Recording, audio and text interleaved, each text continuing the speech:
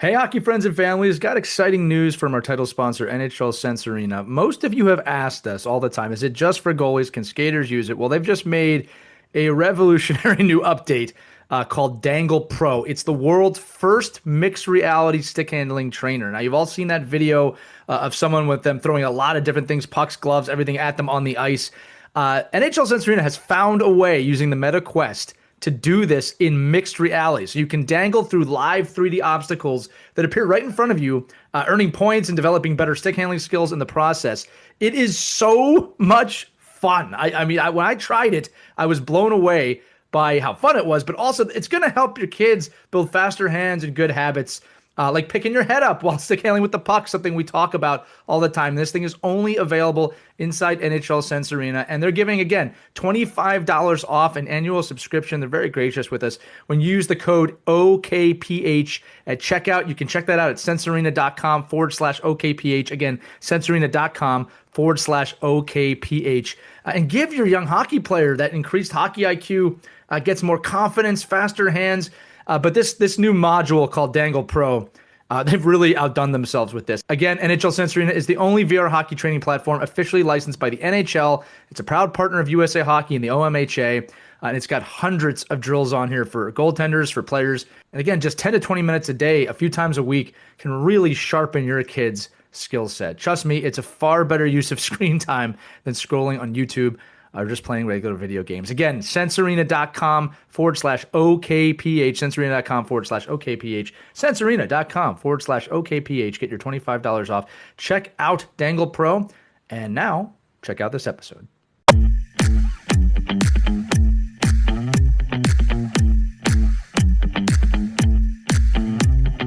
Hello, hockey friends and families around the world, and welcome to a very special two-part episode of Our Kids Play Hockey. I'm Lee Elias, and I'm joined by my co-hosts Mike Benelli and Haley Scamora, and we are beyond excited to welcome one of the brightest stars in the game today.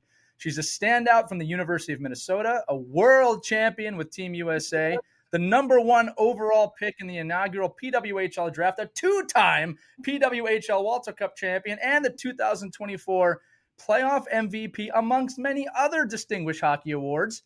She's redefining what's possible on the ice and off, and we are going to be doing, again, a special two-part episode that will take you through her youth hockey journey, her mindset as a pro, what it takes to represent your country on the biggest stage, and how today's players, especially young girls, can unlock their full potential. Ladies and gentlemen, please join us in welcoming the one, the only Taylor Heise to the show today. Taylor, welcome to Our Kids Play Hockey. Thank you. You killed that, actually, too. Thank you. He's always crushing the intros. Oh my gosh. If you're not having fun with the intro, we're doing something wrong. I'm just saying. Yeah, true. So Heidi, we want to kind of hear about like how you started in hockey. Obviously you're like a household name in women's hockey now, but what was like, little young Taylor Heisey like out there as a hockey player? And we heard you maybe started a little bit late in the game, and just wanted to kind of hear about your journey. Yeah, I would definitely say my journey is a little bit different than a lot of the other young girls in Minnesota. I would have never known that because I didn't know hockey. I didn't know anything about it. Didn't know it was in the Olympics. God even knew there was a USA team. When I started, I just was like, oh, this is fun. Like my parents kind of threw me into all the sports. And then I was lucky. I lived in a town, Lake City. It's very small, 2,000, 3,000 people. And one of my buddies in elementary school, his dad played juniors, I think, and then just wanted to start a co-ed league outside, and ended up getting a flyer in my backpack in first grade, and ended up being like, oh, here you go, mom and dad. Can I try this? And as basketball players, they're like, I don't know. Like it's always like basketball good, hockey bad. That's what my fiance says all the time. And I'm like, no, flip the script, buddy. It's hockey good, basketball bad. But then ended up playing, started when I was 8, played co-ed, forced my brothers to play with me. I feel like usually in Minnesota, it's your older brothers play that drags you into it. I was kind of the opposite. I wanted them out there with me. And it was like cattle doors. We would practice on Wednesday if the ice was good because it's outdoor, and then play on Sunday against Wabasha, who was literally down the road from us, and they would just send their kids in, and it would just be 5 in, 5 out, no goalie, just like through the cattle doors, open the door, close it. It was super fun though. And then I think a parent from Red Wing, which is a neighboring school, is where I went to high school, was like, you should probably like maybe have her play semi-competitive. So I was, like I said, thought I was the best one out there. My mom was like, "You were terrible, so bad," but the confidence was there. At least that happened. But yeah, so just ended up playing co-ed like for 2 years and on and off played then U8s and Red Wing. I think I was like 9 when I started that, and ended up finding a passion for it. And my parents obviously let me do that as long as I was playing basketball still, because they wanted me to make sure I could pick the right thing. And my dad was my basketball coach, so we'd go from hockey to basketball most days, and Um, that's kind of how it worked. Yeah, boy, I really hope it works out. Yeah. You know, something you said that's actually I'm going to tap on real quick, which is interesting. Is you just kind of started around 8, and it's funny how the early years, the dream is not I'm going to be Taylor Heise, right? The dream is wow, I just love playing this game. Now, I do have to ask this before I get to my next question. Have you had the sit down with the parents about basketball's it's great, basketball's great, but I think I did the right thing following the hockey. I would say I had to have that conversation in 6th and 7th grade. It was either in 7th grade, you stay home and, I play basketball, continuing my dad as my coach, play varsity in Lake City probably at 6th or 7th grade. And then kind of go on and maybe be like Caitlin Clark's like second. You never know. Like things could have happened and you still don't know to this day. And then that, or then I would choose the harder route, go to Red Wing for high school starting in 6th grade or seventh. I think it was 6th grade, 7th grade, and then end up playing varsity right away. And it was really scary. Didn't know a ton of people, and ended up choosing the hard route. Thank goodness I did, because it did pay off for me. But yeah, it was like I had to have that sit down with my parents. We did the pros and cons. We had to call the superintendent because I had to open enroll there. And I think we looked at more than just hockey. Like we looked at school districts, and my mom's a teacher, my dad's an insurance agent. They know Lake City like the back of their hand. Both school districts are great, but I just kind of had to do what I thought was going to help me in the long run. And thank goodness it worked out, because I remember those sleepless nights that I Yeah, had it in 6th grade where I'm like, man, if this doesn't work out and like something doesn't happen, like I'm going to look like a fool, or like I'm losing all my best friends for what? And then obviously it ended up working out, but it was a hard decision for sure. yeah. Well, and it's got you here now with 2 PWHL stars and 2 schmoes on a really popular podcast. So that's a good place to be. It's interesting what you're saying, Taylor, because especially on the girls' side, these are some of the tough decisions that they have to go through. But in Mhm. your game, I think one of the things that really sets you apart, and got you to where you is your hockey sense, your hockey IQ. And since the conversation started, I can't help but wonder if the basketball background actually played into that a little bit, because we talk about this all the time across the show, how hockey IQ across the board in youth hockey is Mhm. not great. It's suffering. It's not quite there. Mhm. We got a lot more kids playing checkers than chess.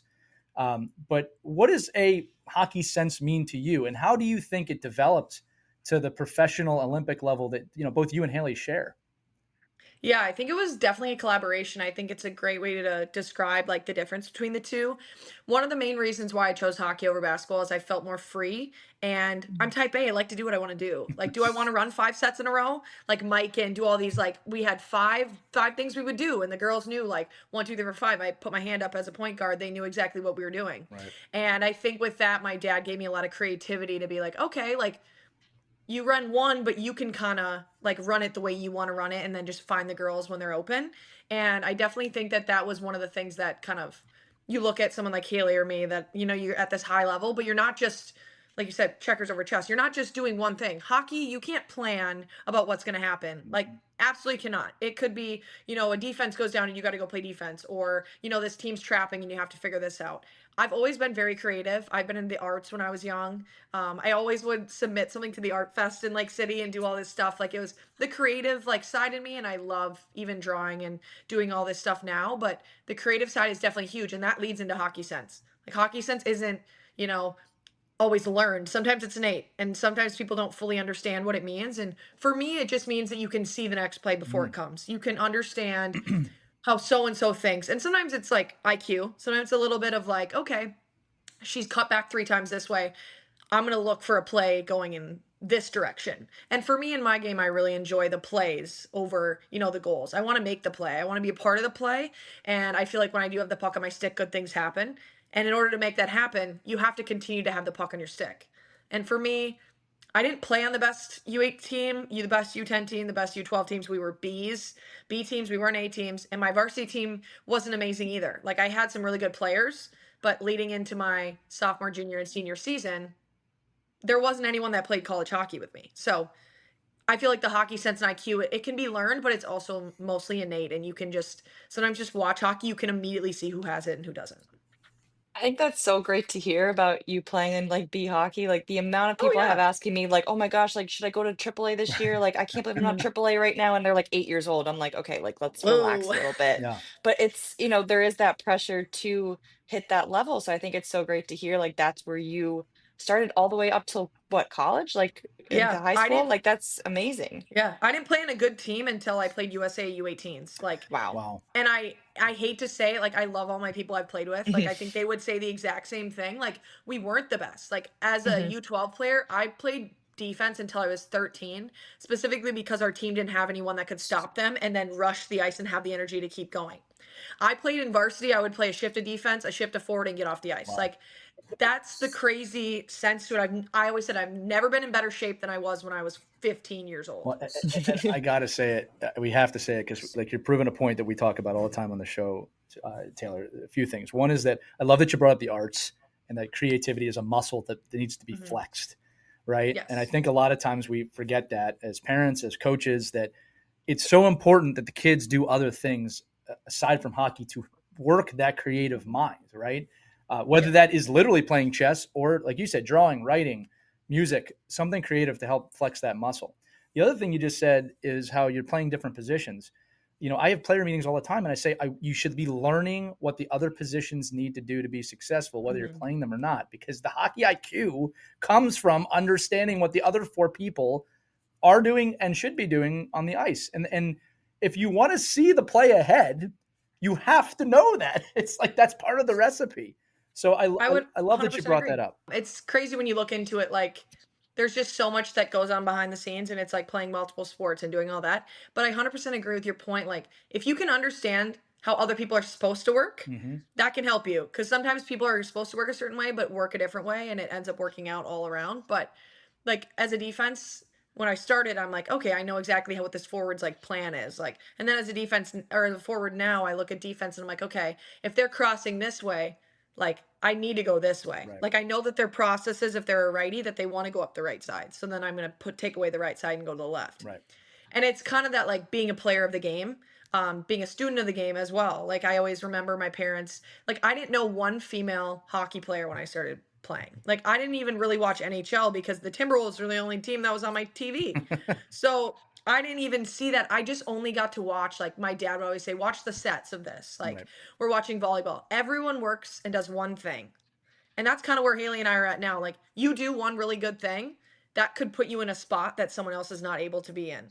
So like if you're a center, for example, and you're like, okay, I'm on the outs. I want to make sure I can maybe play wing. Like if you can play both, that's huge. Right. If then you're a wing who can always get the puck out. Like that's what I think also leads to sometimes the talk of like being too focused, the chess over checkers, Mm-hmm. because kids think they have to be one thing and that's it, being instead of being a Swiss Army knife where you can do all these things and then narrow it down later in life.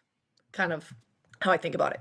Yeah, I mean, I think sticking with that theme, that that hockey IQ and that hockey sense. I mean, we know you're an ambassador for Sense Arena. It's one of our favorite groups to work with, and title sponsor and the whole thing. But I think the way that materialized really, right, is because a lot of kids didn't have the opportunity like you found, the free ice, the open play, the multi-sport athlete.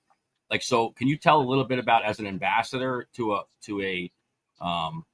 to a program that caters to building hockey IQ and giving kids reps without having to go find those reps, how that is changing the game a little bit too. Yeah, it changes the game in a major way. And I would even say I had a pond outside my house and I would have my dad pass me pucks and we'd find those pucks in the summer. Usually it'd hurt the mower and he'd get mad at me. But yeah, so I think it's like I didn't always have that ice. I made really good connections with people. We would, my dad would pass me pucks on Sunday mornings at like 6 a.m. before church because that's the only time the ice was open. I would maybe get to skate in the cities, but I'm an hour and a half away from the good hockey. So when you're an hour and a half away from the good hockey, I learned really fast. When you're up there for an hour, you do what you need to do for that hour and you get as much as you can out of it, because it's a waste of time that I'm driving an hour and a half up and an hour and a half back. I'm doubling the amount of time that I am on the ice than I am in the car. And you look at Sense Arena, if I had something like that when I was a kid, I would have, like, I'm a nerd now for the game, but I would have been like total nerd, like 10 out of 10 level. And Sense Arena's done amazing things for the game. And it's not only that hockey IQ sense, but it's the reps. Like, you can get creative and you can think about it, but if you don't rep it out and you don't do a specific thing a specific amount of times, I know it's like perfection, like 10,000 hours, you're probably not going to, in a game in a very high stress situation, going to do that. So in these drills specifically that Sense Arena, has, and things that I do for my training program with them, it is a lot of like repetition, but it's not like pass here, this, they're going to turn around here, pass over there, and then come back. It's very, like, it's not always simple, but it's doing the same thing 5 or 10 times so I can get it down. And then I'll get mad if I don't do it well, so I do it again. And that's where you get the competitive factor as a kid that Sense Arena has. They do things a specific way, and you can make them harder or not as hard. Like, just doing things a specific way is so important, and Sense Arena does a great job with that. So I enjoy working with them, and they're great. They're something that, just isn't out there and hasn't been out there. I was going to say too that the muscle memory that you alluded to within Sense Arena is Mhm. something that I really like about it. The other thing I really like about it, I talk about this once in a while, is, I was a skater. You jump into the goaltending side of it. Boy, do you get a different perspective when you're in there and you Yes. put it at the NHL level, and everybody jumps in like, I'll be fine. It's like, I'm not fine. I'm not okay. These things are coming too fast. No. But that gives you a totally different perspective. No, I would agree. I got to on I think when I was at Sense Arena, we were in Toronto for NHL All-Star Weekend, and they actually gave me like stick and gloves and whatever to have it and try it, and I was like on a whole different planet. And I try to thoroughly, like, I shoot on goalies in the summer. It's something that I've given a lot of time to, and it's Devanir goaltending. Our USA goaltending coach is a part of that as well. I've given them major props for helping me to be where I'm at. It's kind of the same thing with Sense Arena. Like, I purposely go out and shoot on these goalies so I can understand more. Right. So I can think when I see their right foot in front of their left, I should shoot back the right way because they can't transfer their weight that way. Right. Like, little things like that are all super fun where not everyone's doing it. And that's the claim to fame for me, is you don't have to do everything everyone else does. Pick what's right for you.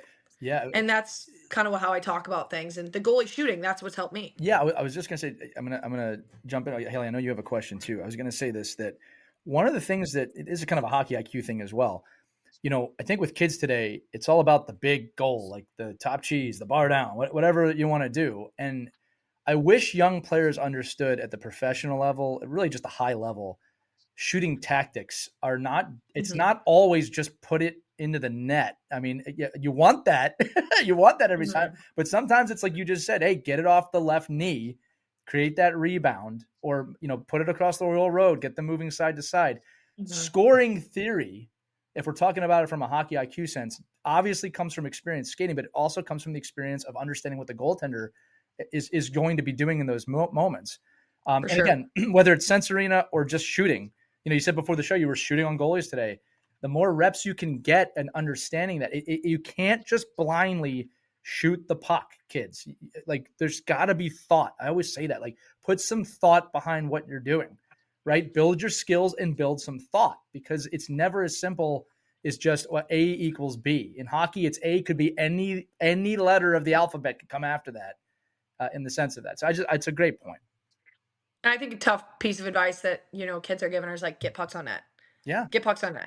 Realistically, it makes sense. Like, defense, get a puck through, get it on net. Yeah. But as a forward, I occasionally will get yelled at for this, is I'm very picky with what I'm going to put on net. I'm not just going to float a saucer pass on net and hope for the best. Right. I want it to either create something, or I want it to create something for me. Like, make the goalie uncomfortable. Maybe you get him off angle and you shoot it. Understandable. But if you're just chucking it on net and it's just getting blocked to the side of the defense, it's a wide open breakout for the other team. It's a turnover. That's where I think kids, it's a turnover. And that's what kids are being taught, is like, get pucks on net, get deep, like all these things. Everyone does things a different way, and you have to understand that. And the kids have to, it's hard if you don't have a coach that's going to give them, like, do what you need to do, but here's Yeah. what within reason of what I want. Taylor, Like try to, what yeah. I tell my players, I did not mean to cut you off. I apologize. No, you're But good. what I tell my players is two things. I said, if you're hoping, you're dying. I said, this is not a game built on hope. I said, the only time you want to be feeling hope is maybe when there's 10 seconds left and you've tried everything. That's usually the last chance you have, right? Yeah. But I said, don't hope. And then the other thing I say is, look, live with your decisions, right? That's one of the biggest parts that separates, I think, great players from just okay players is you're going to make a decision and you're going to live with that decision and you're going to learn from that decision or you're going to score or something good's going to happen, right? But the hesitant player, which is a deeper psychological thing, you're not going to grow in that environment. You have to live with the decisions you're making. We always say it, NHL fans, there's a reason that NHL fans and PWHL fans are shoot the puck. Always say we're not looking for just a shot. We're looking for the right shot or the right play. And that's, again, that's the chess versus checkers match. I'll stop talking there, but For sure. I love what you said. Thank you. Yeah, just wanted to talk about some of the stuff you do off the ice. I just love like the mentorship role that you play, and I feel like you're just such a great role model for like young female hockey players. You're involved with the Gift of the Game with Duncan Keith. You had your first TH27 camp, and so, just kind of wanted to hear like what inspired you to start the camp and like what did you kind of take away like working with these young players? Yeah, that's an honor coming from you because you give back to the game more than almost anyone that I've ever seen. So, I think what really started it for me is my parents. They're obviously, my mom's a teacher. She tutors, she does all the giving back, and just watching her do what she does and seeing people just be so, enthusiastically like excited to be around what she does. I think that kind of rubs off on me. She also wants me to do all these things, and as do I. But sometimes you need that reminder from your mom, like Mhm. get out there and give back. Like I get Yeah. so much. Sometimes it's like too much and I'm like I got to give something back. Got to do something. And I think last year I had some really cool sponsorships I got to work with, but Gift of the Game is great. Like I know like Haley and I, we don't have a ton of time to be out and, giving lessons to a kid every single day. Like that's just not in the cards for us. It's not in the schedule. It doesn't work. I've done some private lessons with kids and I really do enjoy it. I pick and choose. I usually meet the kid first and can really tell from the start if they're really dedicated to what they're doing. But like my TH27 camp was awesome. I have always said I don't know if I want to be a coach in my future, but I do know that, giving back to the game, that's part of the role. And I'm very type A. I like things a specific way, but in my coaching style, I sometimes don't even come with a plan. I see kind of, I talk to them. I talk to the kids and say, what did you see in your last game? Like what did you want to work on? And then we'll do that. And then I can just come up with something on the spot. That's kind of the creativity piece that I've always had. And not everyone has that and is passionate about it. But the gift of the game, like I can give that to kids. Like kids can see what I'm trying to describe to them without me having to be there. Like it's a great aspect of things where I can, put in all this work. We did a shoot. It was like, I think it was 12 hours and we did all this work. And, I was so excited for it. And I'm so excited to like share this with people who really want to be a part of the game, the way that, I train, the way that I do things. So I think giving back is amazing. And it proves to kids that, we're actual people. We're touchable. Like we're not the untouchable group of people who you can't talk to and you can't ask a question like that. At my camp, I think one of the most important parts was the Q&A at the end because the kids were fully able to be themselves and ask the question where maybe they didn't want to ask it in front of everyone. They can come up to me and ask. Like that's super important to me because I was always the shy kid. As much as that probably is weird to everyone because I could talk anyone's ear off. I could have not spoken a word for 2 years and just been completely fine. So it's nice to let these kids like speak and understand like everyone lives their life a different way. And I will always say that until you walk a mile in someone else's shoes, you'll never get it. You don't always have to be who I am. You don't want to, not everyone's going to want to base their game off of me. Sometimes you look at everyone down the board. Like I love when I see everyone in frost gear when we're at our games, like with so many different jerseys. Because I'm like, you like that player for a specific reason. I always love to hear why. And it doesn't have to be me. I don't care if it's me. I just love that you love a specific women's hockey player enough to get a jersey and to be passionate about it. You know, I love it. I'll say this too, that connection that you talked about with the younger audience is so important. And in some ways it's harder to have that real connection today. I know we all have connections through social media and like we're all out there more than ever before in terms of a public eye. But the sitting with someone and just talking and letting them ask a question, I really Yeah. think we underestimate how far that goes. Now, Taylor, I do have to tell you, we were joking yesterday about how you're working with Duncan Keith. This talks about your stardom, that it was Taylor Heise and Duncan Keith, and that Duncan Keith was kind of the secondary name when we were I talking about know. it, which is look, that just shows you the path that we're on. Yeah. It's not a negative thing, right? Mhm. Duncan Keith has a very storied hockey career, but we love that. So for this next question, I'm going to lead in with this. And so, Haley, it's going to be one of those weird moments where I'm actually taking you out of your host role. I'm going to put you into the guest role a little bit here. All right. Because Okay. this question really could be for both of you. You both shared the ice with some of the greats, including Hillary Knight. And Hillary Knight has been very vocal that this probably is going to be her last Olympics. I don't think it's the end of her hockey career or anything like that. But she has been the face of USA Hockey for a while. And this is going to kind of be her farewell tour. So I'd love to ask you both, how do you see yourselves stepping into that bigger leadership role with Team USA? And again, I mean this with respect. Hillary moving on leaves, that role is now there, right? And someone has to fill it, right? So what is that like for both of you? And Taylor, for you specifically, right? Like you're everywhere, right? So how does this work? Yeah, it's definitely an honor to, Haley and I have both been on teams with such amazing people to look up to. It's not a day and a time where we're at a camp like that where we don't know what we're doing because of Hillary, because of Kendall, because of Lee, Right. because of literally I could go on and on and on and on. It's the entire team. And for me it's Haley too. Like I can always know what's right based on the fact and the way that they do things. And I've always grown up that way. I've always wanted to have a model of a role model like that shows me exactly how it is. We're visual learners, like a lot of our group is, and it's nice to see people doing what you expect them to do. There's never a question on if she's going to be doing the right thing. It's the if and the when of when the puck's going to go in the net. There's never the doubt. There's always the maybe of like, okay, so and so can do this. I want to see it. Like, how do we get that out of them? That's kind of how we do things at the national level. Love And that. with Hillary leaving, like you said, it's not going to be the end of her career. I think she's put that out there many times. Yeah. Yeah. I, But I didn't get that in USA that Hockey, no, thought. Yeah. yeah, USA Hockey, maybe. I just think wherever we're needed is where we want to be. Right. Like at an Olympic level, it's wherever I'm needed. I don't care where that is. I've always wanted to be on a team with the greats, and that's just how it's been. And it's an honor to be a part of whatever program, whatever place, whatever center spot, whatever wing spot, whatever it is. I don't care. I just want to be there because that means you're a part of the best of the best. And like I said, wherever our coach wants us, like that's just how it's going to be. And I'm sure Haley will reiterate that till the day we die. Like, as much as you want it to be something else sometimes, and as much as you think, "Whoa, this is a spot I've never been in. How did this even happen?" It's just the work and the honor and the confidence in yourself that you've been doing the things that have put you in the spot forever. And when something doesn't go right, it's going to get there. It's not if, it's when. Right. So to have everyone that you're surrounded with, especially me and like Haley at that level, they're always have confidence in you. And that's what helps me to be where I'm at. So wherever I'm needed, I will happily be there. Haley, I'd love your thoughts on Yeah, that too.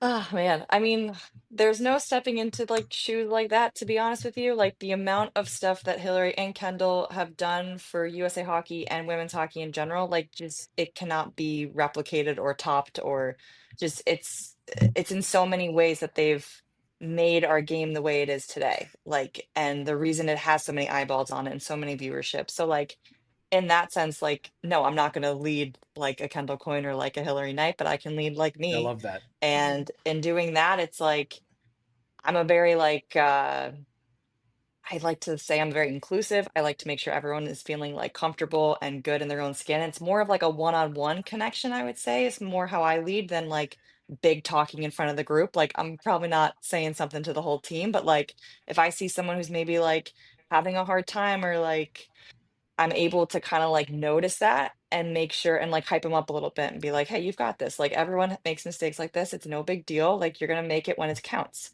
So I think that's my the way I like to lead for sure. Well, I want to say this. These are fantastic answers, and just equating it back to youth hockey. We've been watching women's hockey now for 30 years, right? And whether Cami Granato to the Kendalls to the Hillary Knights, great leaders that have all helped push this game forward. But the story must continue. And what I love about your answers, and for the kids listening, parents listening, I just really hope you're taking this out of the answer. it's not once did they say, well, I need to be the top AAA tier 1 center, because if I'm not, what's the point? And I hear that a lot. I hear that a lot. Well, I didn't make this team. So what you're hearing here is I'm on the team and I'm going to support the team, and wherever the team needs me is where I'm going to be. I think, and you two can tell me if I'm wrong, that that's across the board on national teams. It's probably not limited to Team USA. That's probably not limited to just one high-level team, right? That is a separator at the highest level. And kids, you got to start doing it now. I know there are tremendous politics in youth hockey. I bet there's tremendous politics in professional hockey and Olympic hockey too. But it rises to the top of who you are. You have to have the game. I always say the talent's obvious. The talent's the part that everyone has. But are you a great team player? Can you get a question like I just asked and get that response? Or is the response going to be, well, I'm the next Hillary Knight? Because nobody said that here. I love the answer, gang. And again, both of your games do speak for themselves. I'll just say this. We had a lot of leaders on Team USA. It makes me pretty proud to be, I'll say, a fan of Team USA. All right, gang, if you're enjoying this episode, guess what? That was just part 1. Part 2 is going to be airing in a couple days on Our Girls Play Hockey. Make sure to check it out then for more with Taylor Heise. But for the guests, that's it for today. We'll see you in the next episode of Our Kids Play Hockey.